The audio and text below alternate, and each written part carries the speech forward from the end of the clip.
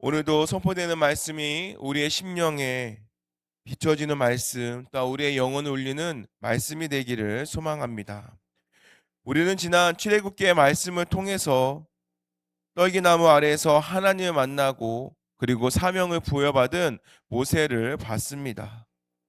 그리고 지팡이가 뱀이 되게 하고 또한 손이 치유되는 역사를 통하여서 모세에게 또한 하나님 함께 하시고 또한 모세의 가슴에는 거룩한 불이 붙었습니다.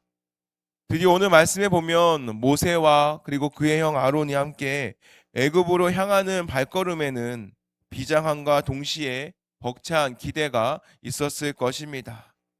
그런데 오늘 함께 읽은 이 출애굽기 5장의 현실은 결코 모세의 기대와는 전혀 다른 방향으로 흘러가고 있습니다.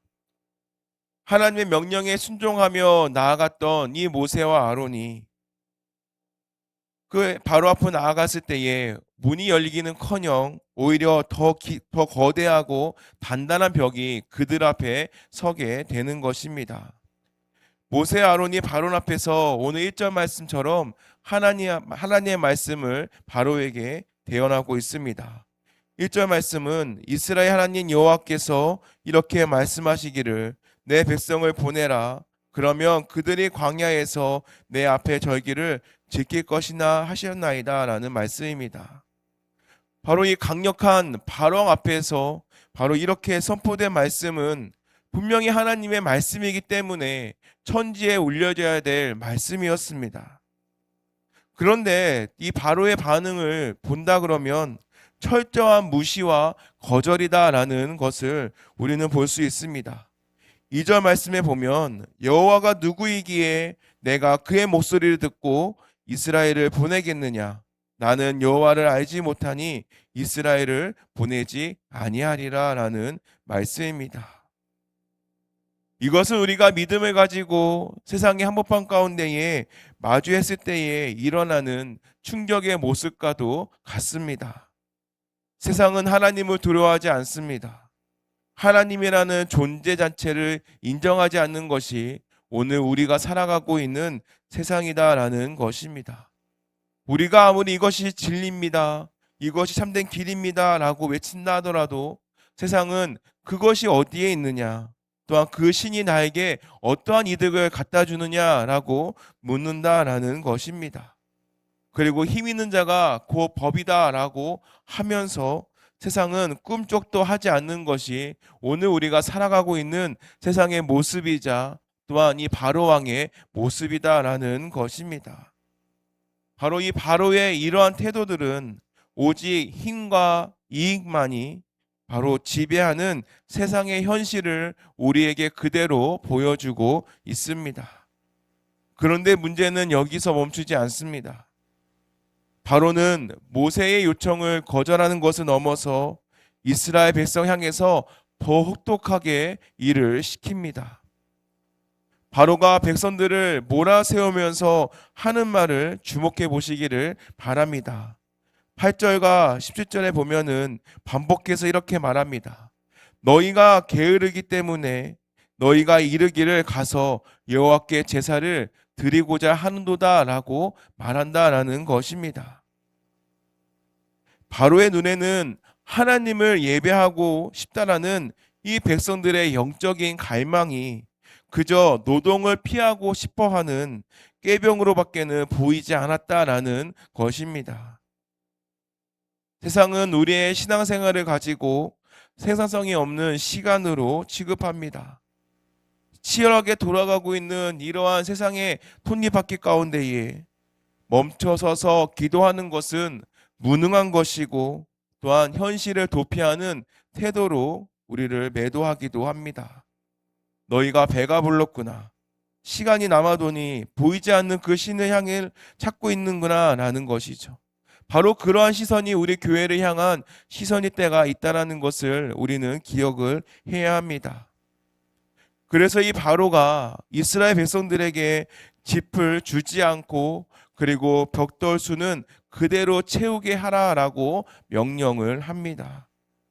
이전에는 벽돌을 단단하게 할 수 있는 그 짚을 채워주면서 벽돌을 만들 수 있게 했지만 바로가 이러한 것을 보고 난 후에는 이제는 스스로 그 벽돌을 만들 수 있는 곡초 그루터기를 직접 주워와라 라고 하는 더 혹독한 일을 시키게 된다라는 것입니다.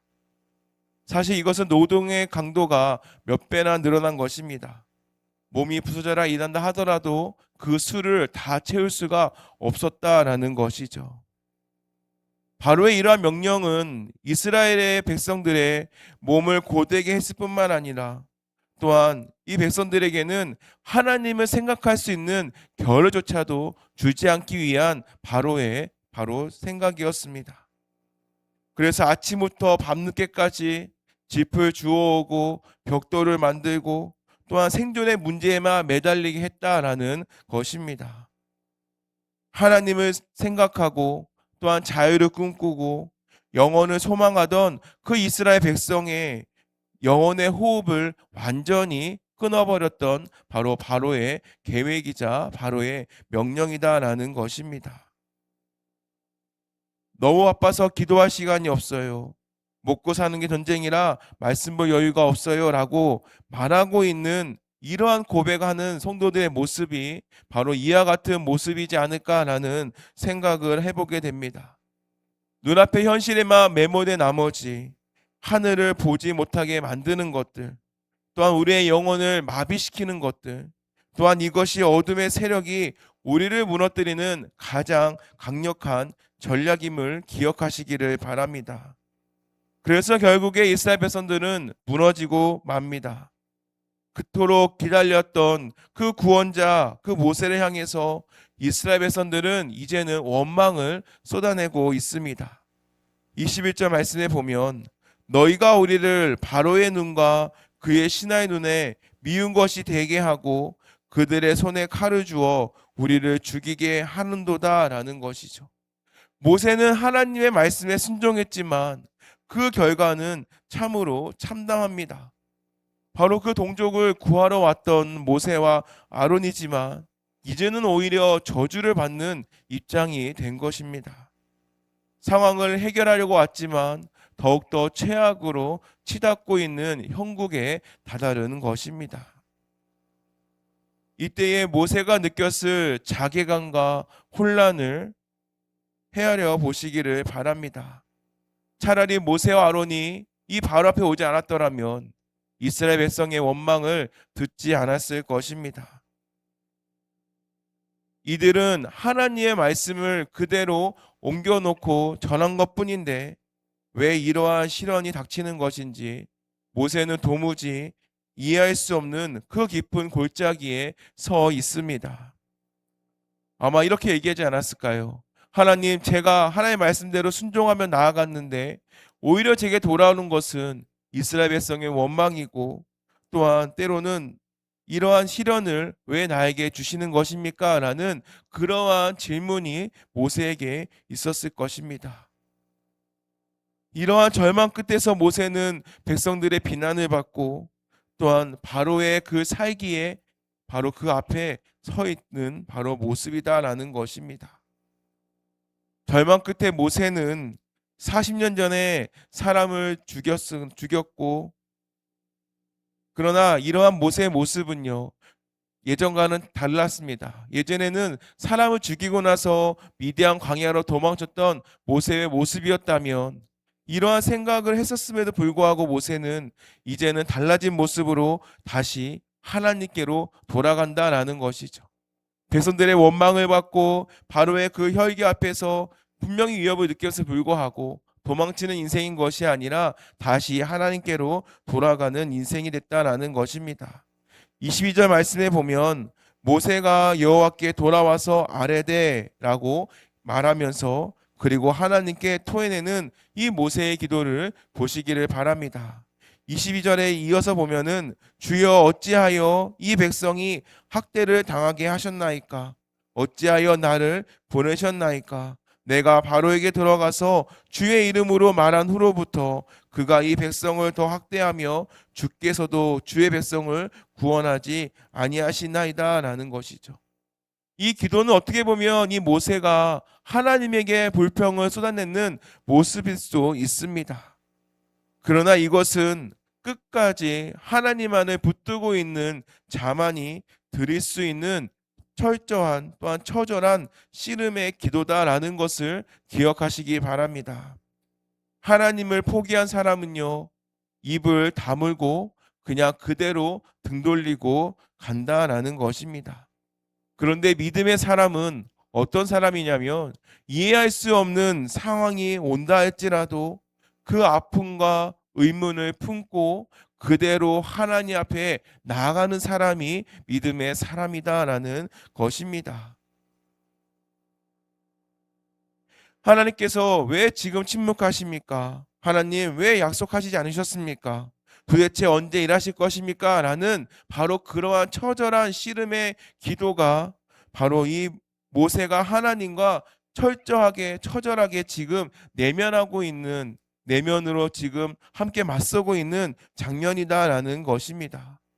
그리고 하나님은 이러한 모세의 처절한 씨름을 결코 외면하지 않으십니다.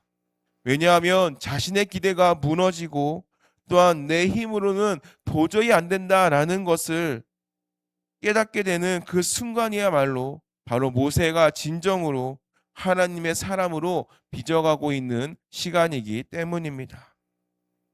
만약에 모세의 말 한마디에 통하여서 바로가 순종하고 또한 이스라엘 백성들이 이를 통하여서 그 뜻을 이루는 것을 봤다라고 한다면 아마 이스라엘 백성들은 하나님의 능력이 아닌 어떤 모세의 외교적인 처세술에 대해서 더 환호하고 또한 그것에 대해 더 호의하고 있었지 모릅니다.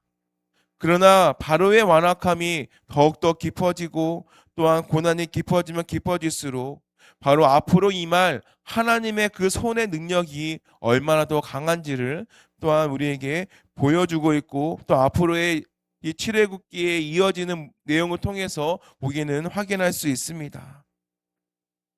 지금 짚이 없어서 들판을 헤매고 있는 이 고통의 시간은요, 하나님이 부재한 시간이 아닙니다. 오히려 하나님께서 인간의 모든 가능성이 차단이 된 바로 그 자리에서 바로 하나님께서만이 하실 수 있는 그 구원의 역사를 이루고자 하시는 준비의 시간이다라는 것입니다. 가장 짙은 어둠이 내려 깔려 있는 바로 그 시간에 바로 하나님의 시간이 찾아오기 시작한다라는 것을 우리에게 가르쳐 주고 있습니다. 사랑하는 성도 여러분, 오늘 이 출애굽기 5장은 우리에게 어떠한 승리의 장면을 보여주지는 않습니다. 대신에 승리로 가는 그 길목에서 반드시 통과를 해야 될 그 깊은 침묵의 시간이 있음을 오히려 우리에게 보여주고 있습니다. 어쩌면 오늘 우리가 겪고 있는 삶의 현실이 짚이 없는 벽돌 굽기와 같을지 모릅니다.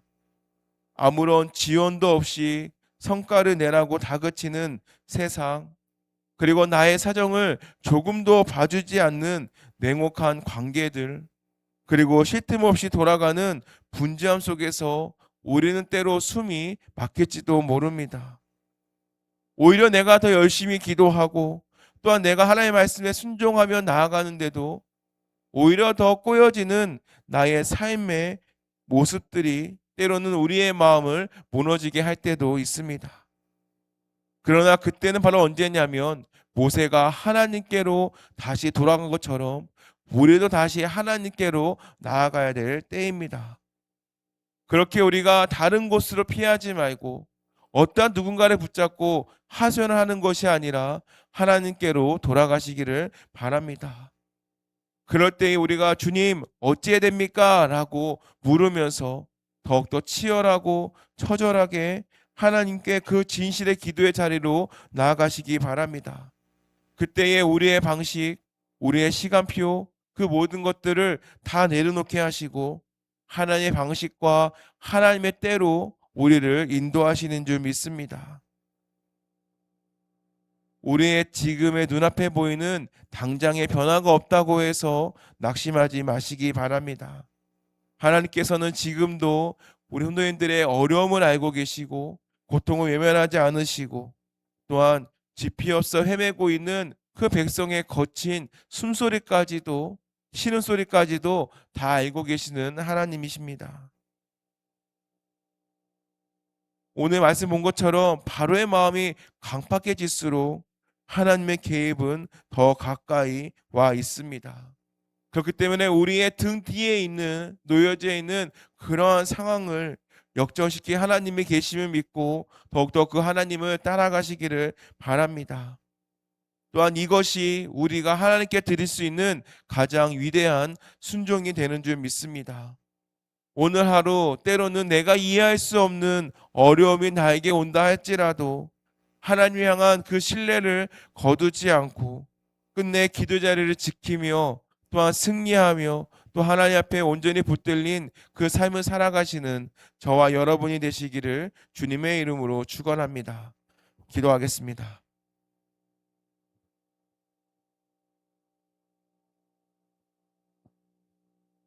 은혜의 하나님, 오늘 우리에게 출애굽기 5장의 말씀을 통하여 기대가 무너지고 침묵만 가득한 현실 속에서도 여전히 일하고 계시는 하나님을 바라보게 하시니 감사합니다.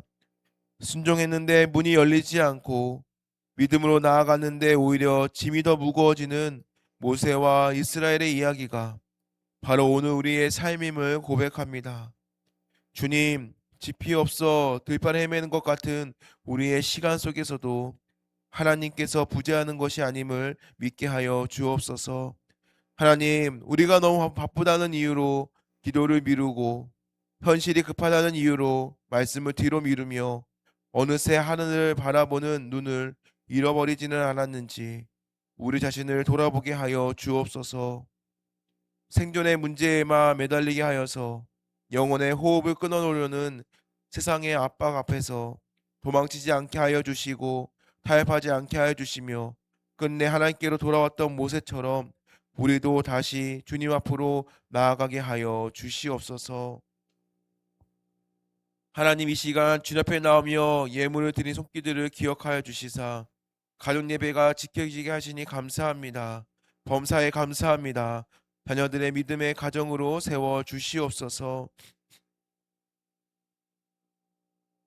집이 없어도 벽돌을 구하는 현실 속에서도 하나님 향한 그 신뢰를 거두지 않고 들손길들 위해 주인을 더하여 주시사 함께 올려드리는 기도 제목을 주님께서 기억하여 주시고 하나님, 정말 이 기도의 응답이 날로 드러나게 하여 주시며 또 아버지 기도를 통한 능력이 삶 가운데 드러나게 하여 주시옵소서.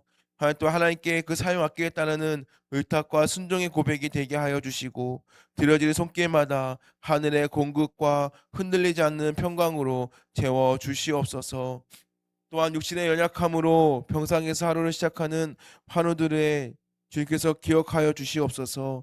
특별히 오늘 갑상선암 수술을 받는 오강영 권사님을 주님께 올려드립니다. 집도의 손길을 친히 주장하여 주시고 수술의 모든 과정 가운데에 하나님의 평안과 지혜가 충만하게 임하여 주시옵소서. 수술의 회복의 시간에도 합병증 없이 빠른 회복을 허락하여 주시고 그 가정에도 하늘의 위로와 담대함으로 덮어 주시옵소서.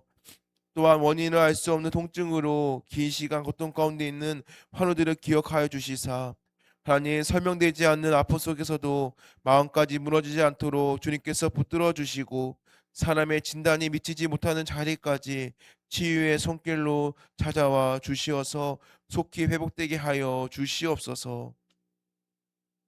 이제는 우리 주 예수 그리스도의 크신 은혜와 하나님 아버지의 넓고 크신 사랑하심과 성령 하나님의 함께하심이 순종했으나 길이 막힌 현실 앞에서도 도망치지 않고 하나님께로 돌아가 기도의 자리를 지켜내기로 결단하는 모든 이들의 삶과 또한 그들의 가정과 또한 그들의 삶의 모든 자리 위에 이제부터 영원까지 함께 하시기를 간절히 축원하옵나이다. 아멘. 이 시간 함께 기도할 때에 이해할 수 없는 현실과 하나님의 침묵 앞에서도 낙심하거나 도망자의 삶이 아닌 것이 아니라 모세처럼 하나님께로 더 가까이 나아가는, 그래서 끝까지 기도 자리를 지키는 주님의 자녀가 될 수 있도록, 또한 지피 없는 벽돌 굽기 같은 삶의 자리일지라도 하나님의 때와 방식을 신뢰하면서 현실보다 약속을 붙드는 단단한 신앙을 살아가도록 또 오늘 수술을 앞두고 있는 오가영 원사님과 또한 여러 가지 질병으로 힘들어하고 있는 환우들을 위해서 이 시간 함께 기도하겠습니다.